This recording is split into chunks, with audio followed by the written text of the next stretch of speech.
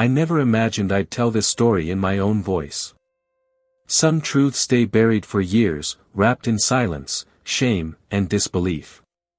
But eventually, they demand to be spoken. And this one has haunted me for as long as I can remember. My father left.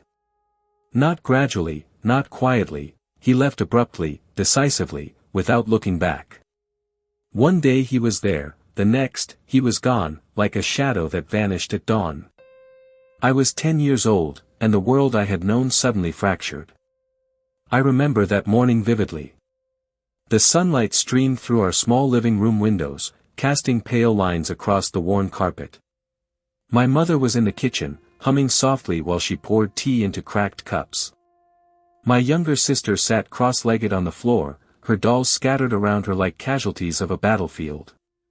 I was on the couch, half awake, rubbing my eyes, when he came out of his room, wearing a crisp shirt and a tie that had never quite matched his nervous expression. "Where are you going?" I asked, my voice small but tinged with suspicion. He smiled, but it didn't reach his eyes. "I have to go take care of some things," he said, vaguely, as if the words themselves might shield him from the questions I wasn't even allowed to ask. Something about his tone made the air feel heavy, charged. My mother paused, her hands frozen over the teapot. Her face was pale, her eyes wide and unblinking, and I knew instinctively that something was wrong. I got up, stepping closer. "Are you leaving?" My voice barely rose above a whisper, but I could feel my heart racing, a cold thump against my chest. He hesitated. And that hesitation, brief, almost imperceptible, was like a door creaking open into a nightmare I wasn't prepared to enter. Then he nodded, not fully meeting my eyes. "Yes," he said softly. "I'm leaving." The sound of that word is etched into my memory, sharper than any scream. Leaving. Like a blade slicing through the fragile fabric of our family. And then the front door closed behind him, the sound echoing in a way that made the walls of our small home feel empty, hollow, as though the very air had been stolen. My mother's sobs filled the silence after the door shut. They were quiet at first, tentative, like she was testing the sound, as if afraid it might summon him back. Then they grew louder, raw and ragged, and I felt my chest tighten in a way I didn't understand. My sister clutched my mother's skirt and began to cry too, her tiny hands trembling. I stood frozen, staring at the doorway where he had disappeared, feeling both anger and an overwhelming sense of helplessness. For days after, the house was silent except for the occasional sigh or the scrape of a chair. My mother tried to keep routines going, breakfasts, school lunches, homework, but there was always a shadow that lingered. A shadow that reminded us that he was gone. I hated him. I hated him with a burning intensity one didn't dare speak aloud. How could he just leave? How could he choose someone else, a new life, over us? Over me? Over the small family that had loved him, depended on him? And yet, even amidst that hatred, there was a part of me that couldn't stop thinking about him. Why? How?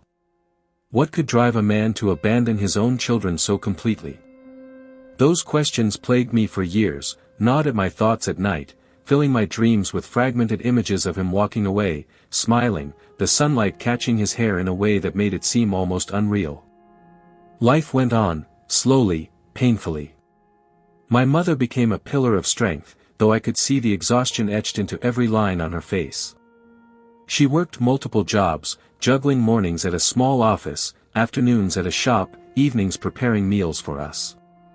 She rarely complained, but sometimes I would catch her sitting alone at the kitchen table, staring at a cup of tea as if it contained the answers to questions she couldn't ask. We survived. Barely, sometimes. I grew up quickly, learning to be responsible in ways other kids never had to.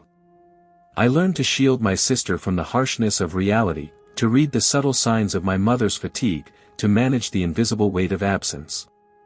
And all the while, I carried the anger, the resentment, and the haunting curiosity about the father who had chosen another life over his family. It wasn't just abandonment, it was erasure. He erased our existence, our struggles, our love. And the world, in its quiet indifference, allowed him to do it. Then came the news. Years later. News that made my stomach churn and my heart skip beats. My father had remarried. Not only that, he had purchased a mansion, built a life of luxury, and surrounded himself with all the trappings of wealth we had never known. And she, the second wife, she was everything I despised in my imagination.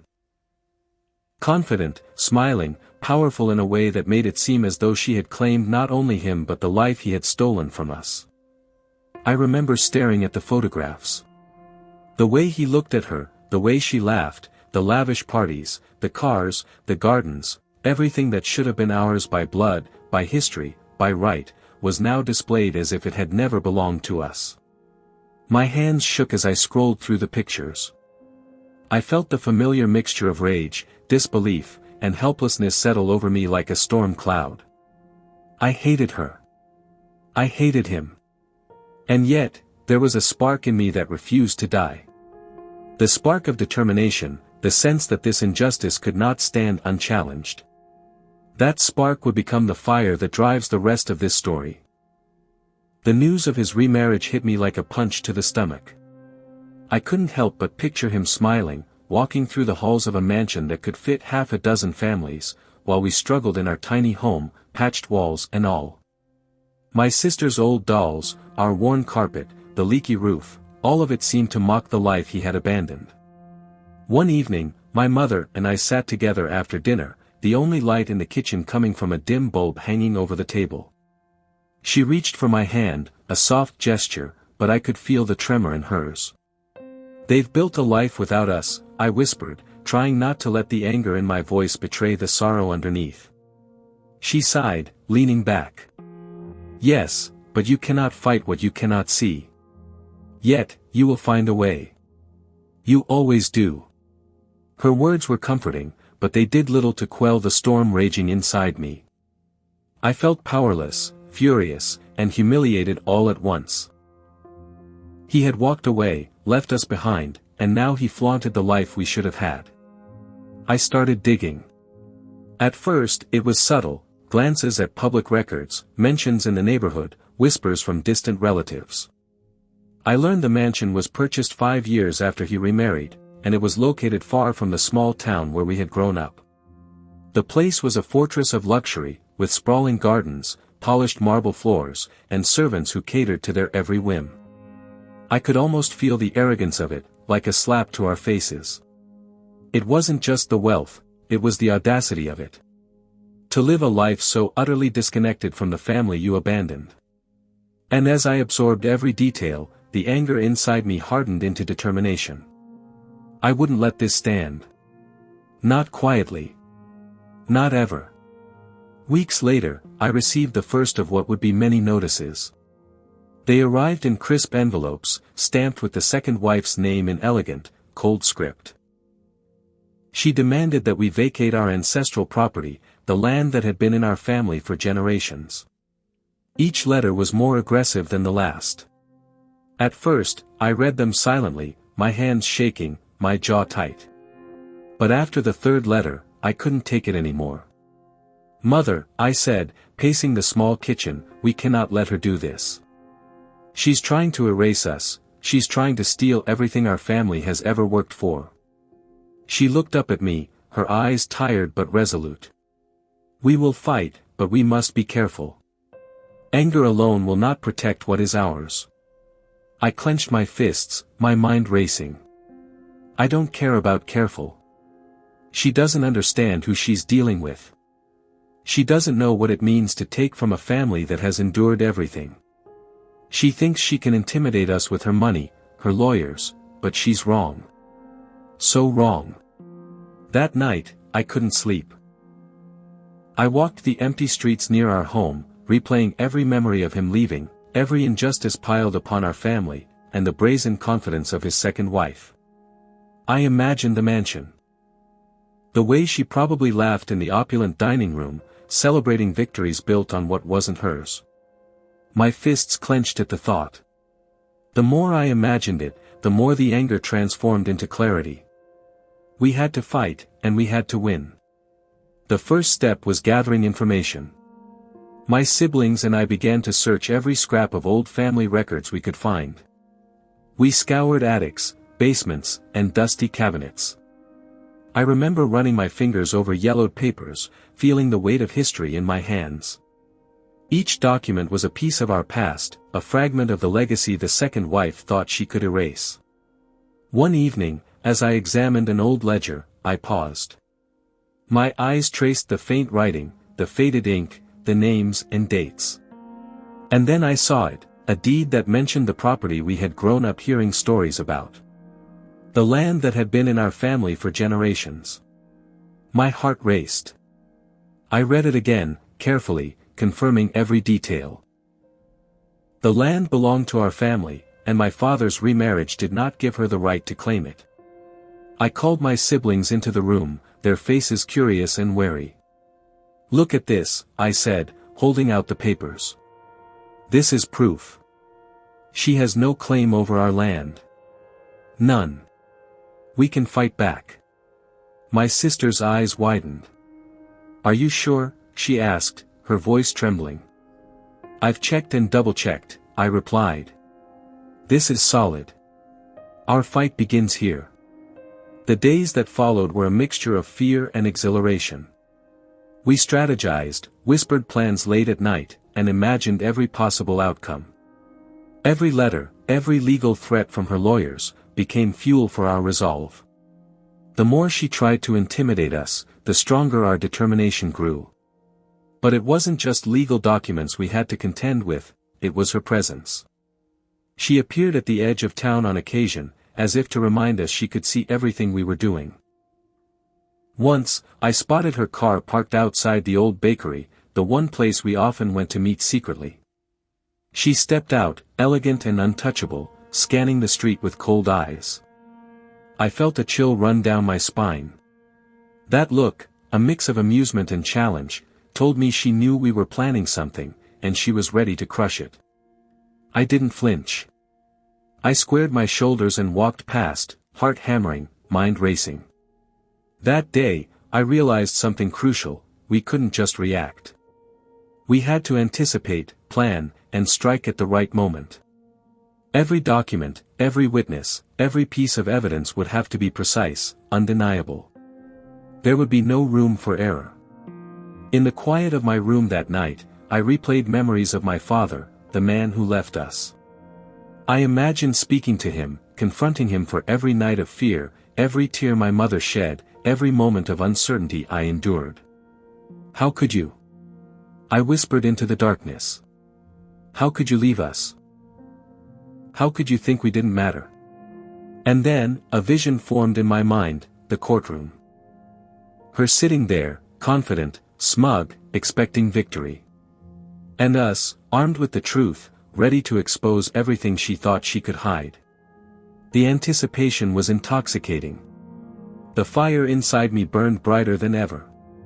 We continued gathering evidence, old letters, property records, and testimonies from neighbors and family friends who remembered our father's original intentions. Each piece of the puzzle brought us closer to our goal. Every night, I reviewed the papers, memorized the details, and rehearsed arguments. I became obsessed, not with revenge alone, but with justice, with restoring what was ours. And then, one night, late into the early hours, I stumbled upon a folder hidden behind old books in the attic. My hands trembled as I opened it.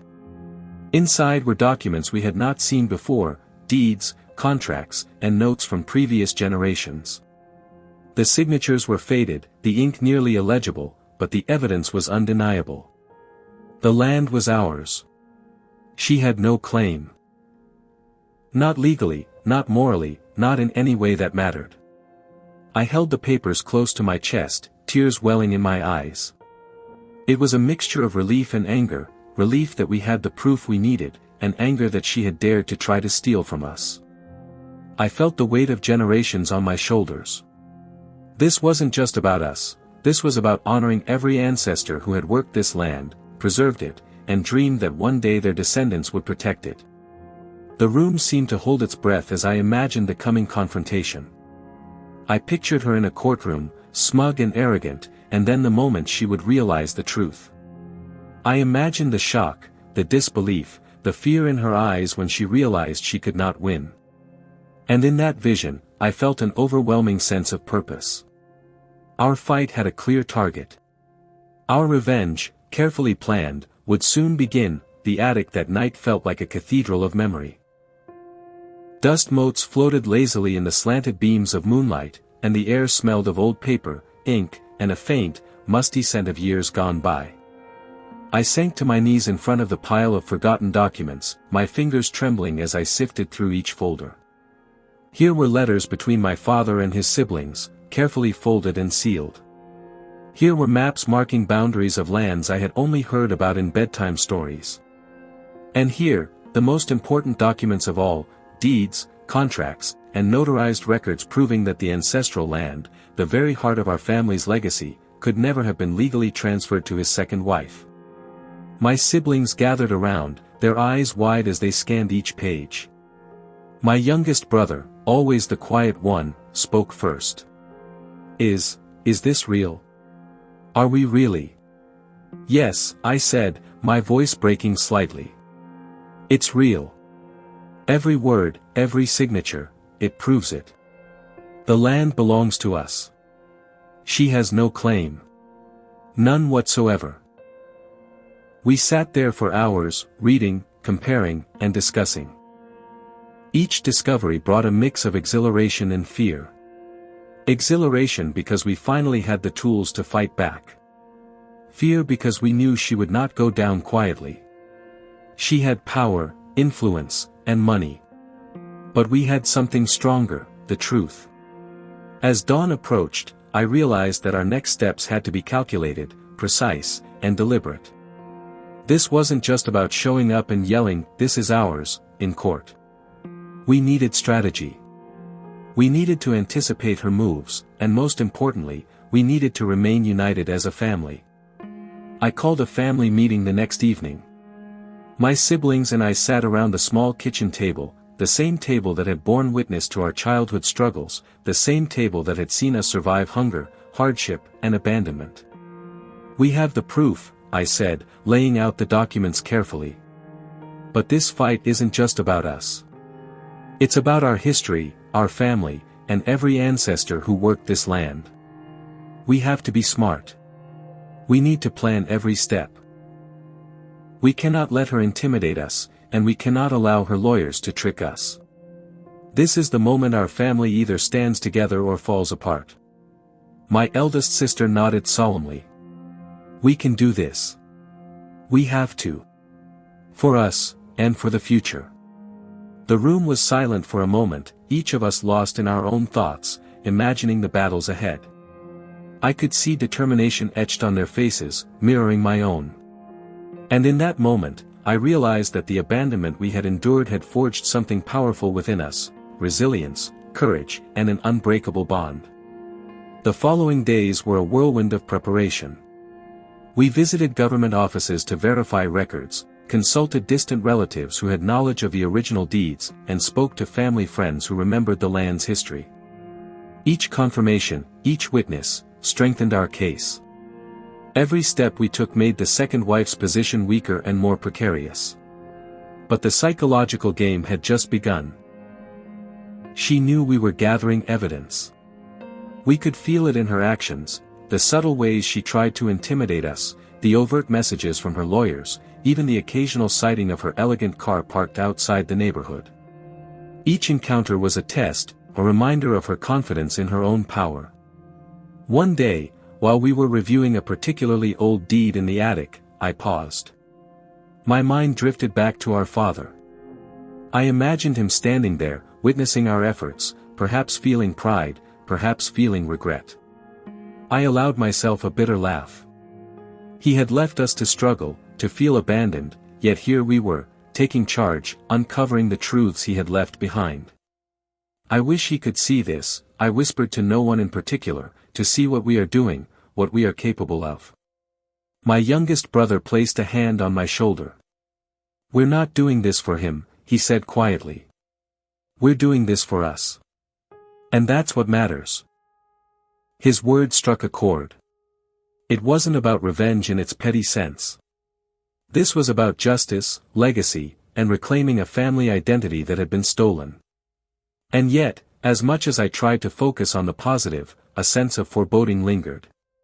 We knew the battle ahead would test us, emotionally, mentally, and legally. The second wife was formidable, and she would not relinquish what she considered hers without a fight.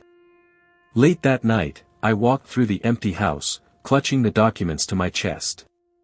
The moonlight fell through the windows, casting long shadows across the worn floorboards.